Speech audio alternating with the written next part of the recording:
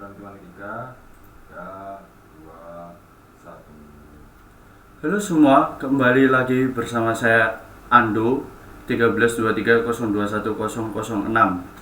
Kembali lagi kita akan belajar bersama tentang filsafat pendidikan Jean-Jacques Rousseau.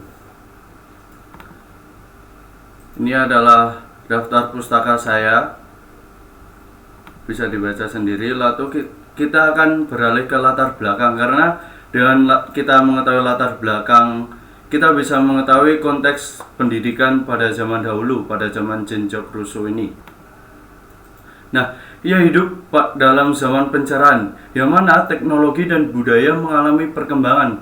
Kita juga tahu pada zaman pencerahan sendiri, teknologi dan budaya sangat berkembang pada saat itu, sehingga manusia hanya berfokus untuk mengembangkan kemampuan akalnya. Dari situasi yang demikian, Rousseau beranggapan bahwa manusia secara alami adalah baik dan kebudayaanlah yang merusak manusia. Mungkin kita bertanya-tanya, loh kok bisa kebudayaan dan juga teknologi merusak manusia? Itu karena pada zaman dahulu, seperti yang saya katakan tadi, bahwa manusia berfokus untuk mengembangkan kemampuan akalnya. Jadi timbul rasa individualistis gitu ya. Jadi dia berusaha untuk mengembangkan dirinya sendiri, dan juga dari situ timbul kejahatan ataupun timbul peperangan. Ya, itu semua juga karena manusia pada zaman dulu itu terkait dengan tanda petik sistem gitu. Sistem yang membuat masyarakat tidak bisa bebas lagi. Padahal kondisi ilmiah ataupun kondisi alamiah manusia pada zaman dulu itu sebenarnya adalah baik adanya. Tetapi karena kebudayaan ini, manusia tidak lagi menjadi murni. Nah, dari situ dia beranggapan bahwa manusia harus kembali ke bentuk alamiahnya, yakni dorongan manusia untuk memenuhi kebutuhannya dan bertahan hidup, dan juga dorongan manusia untuk meringankan penderitaan sesama. Contohnya saja pada manusia zaman purbakala dapat hidup dekat dengan alam dan sesamanya. Sebab pada dasarnya manusia itu baik dan bebas, atau dapat dikatakan pendidikan karakter pada zaman dulu itu sangat ditekankan. Rousseau juga berpandangan tentang moralitas alamiah. Maksudnya manusia hidup secara alami, menghargai orang lain dan juga beretika pada zaman dulu gitu ya. Dan Rousseau juga beranggapan bahwa manusia bisa untuk kontrol diri karena kondisi alamiah manusia itu baik adanya. Dari pengandaian ini, ia kemudian melihat bahwa peradaban di kotalah yang membuat seseorang menjadi tanda petik jahat karena pengaruh budaya dan teknologi. Oleh sebab itu, ia menyarankan untuk menarik guru dan siswa atau anak jauh dari kota dan melakukan pencobaan ataupun melakukan pendidikan yang tinggal jauh dari kota, tinggal di kampung-kampung. Karena di situ manusia bisa lebih bebas, bisa dididik sebagai manusia, ditumbuhkan keadaan alamiahnya. Nah, sebenarnya pendidikan Rousseau ini bisa kita lihat dari karya yang ia buat, Emile gitu. Nah, sebenarnya apa sih karya yang dia buat? Pemikiran Rousseau tentang pendidikan ditulis dalam karyanya yang terkenal, Emile, yang dimana ia menjelaskan bagaimana seseorang untuk mendidik anak dengan cara yang ia anggap sebagai back to nature. Pemikirannya menekankan bahwa anak-anak seharusnya diajar dengan prinsip pendekatan minat dan bukan melalui disiplin ilmu dan pelajaran yang tegas atau kaku. Tetapi perilaku dan pemikiran anak-anak harus tetap dikendalikan. Dalam artian, suatu pendidikan harus dapat memenuhi kebutuhan individu setiap anak, namun tidak boleh membatasi dorongan hati anak tersebut. Anak terlahir dengan sifat yang baik, sifat yang jahat muncul karena ada pengaruh dari luar. Terlebih juga mungkin dari pendidikan orang dewasa yang salah membimbing anak pada zaman dulu. Nah, di Emile ini juga ada sistem atau skema perkembangan sistem pendidikan yang ditinjau oleh Rousseau. Pada tahap pertama, yaitu usia dini hingga 12 tahun, biasa disebut sistem pendidikan negatif sekaligus aktif, di mana sang guru lebih berperan sebagai penganyom, bukan pengajar yang mengajarkan ilmu-ilmu formal yang membiarkan begitu saja anak-anaknya belajar secara mandiri dari alam, sehingga organ-organ dan bakat alamiah berkembang secara maksimal. Jadi di sini guru hanya sebagai teman tutor atau sebagai pendamping anak untuk biar anaknya itu mengalami sendiri dan menyimpulkan sendiri. Guru sebagai di sini sebagai teman gitu ya. Bukan sebagai guru yang mengajar pendidikan ilmu formal.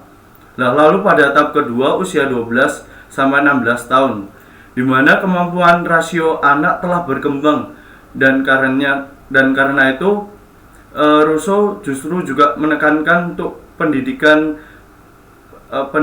alamiah, pendidikan yang bercampur dengan pengalaman rasio manusia itu sendiri. Pada tahap inilah rasio mencapai puncaknya sebelum bercampur dengan hasrat seksual pada usia 16 ke atas, yang diawali dengan munculnya kesadaran diri yang melahirkan bukan hanya rasio tetapi juga daya imajinasi serta rasa ingin tahu dan keinginan untuk sukses. Ini sebagai landasan motivasi positif dalam berkarya di masa depan.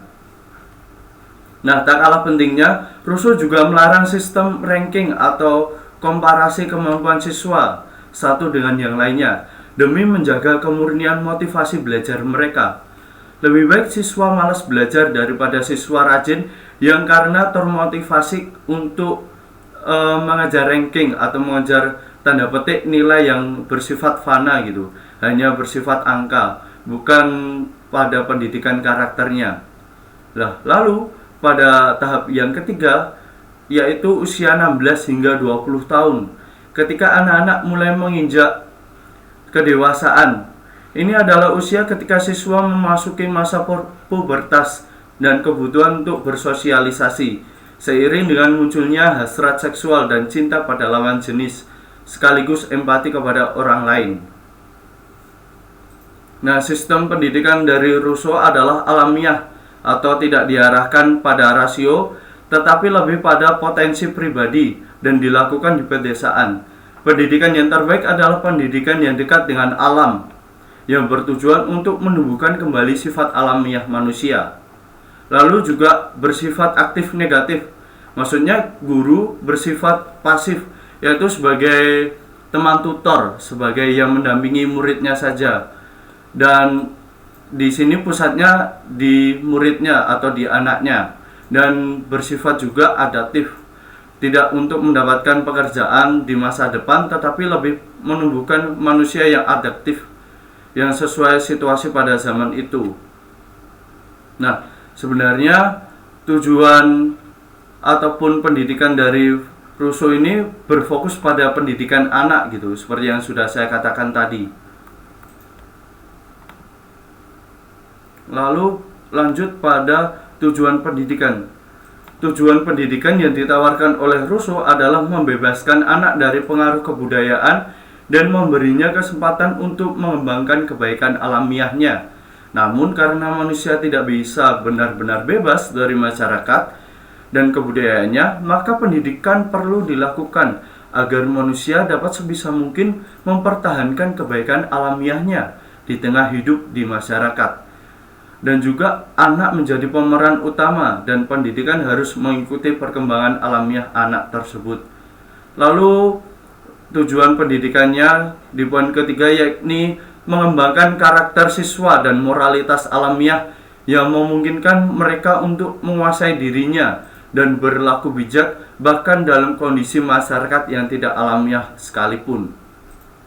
Nah, dalam rangka membentuk karakter dan moralitas alamiah, yaitu moralitas yang tumbuh dari dalam diri dan bukan paksaan dari luar, seperti ini maka guru tidak bisa memaksakan siswa untuk melakukan kebaikan dan melarang kejahatan, melainkan dengan membiarkan mereka mengalaminya dengan sendirinya dan menerima segala konsekuensi alamiah atas segala keputusannya.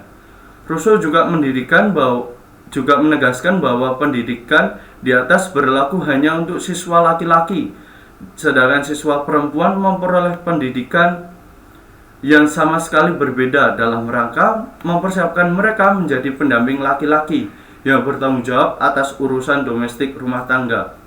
Pandangan Rousseau tentang kehidupan manusia yang alamiah juga membuat perempuan untuk menyesuaikan diri dengan pendidikannya, yakni lebih pada kecantikan, berdandan, menjahit, bernyanyi, dan sebagainya, yaitu untuk masa depannya, dan juga hingga pelajaran tentang laki-laki, tentang meliputi tentang perasaannya, aksi dan berbagai gerak-geriknya.